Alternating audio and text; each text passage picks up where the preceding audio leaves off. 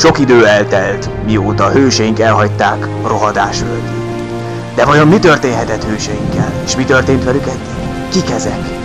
Ők!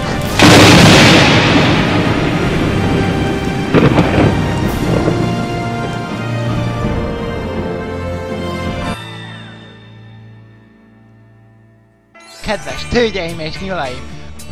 Édes faszom! Uránium, de hülye gyerek! Mi a fasz az uránium? Az én fagyi... Uránium, de hülye gyerek! Adok én nektek, te meg Tajniggel! Mit csináltál tegnap? Régi! Tegnap bepálinkáztam! Májoflak, ilyen kurvára büdös! Gumicukorra! Seggedbe! És másnapos vagyok! Engedeljeskedj! Na várja, hadd szívjak egy szlukkat. Hadd tartsak veled utat során. Falevé! Én vagyok! Sokat találunk volna a facsarú pálinkát. Ez a eszély.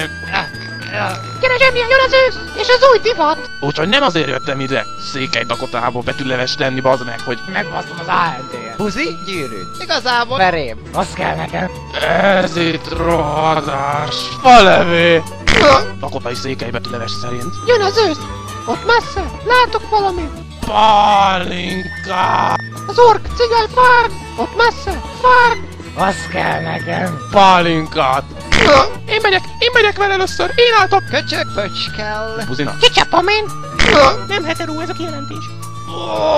A profécia beteljesedett.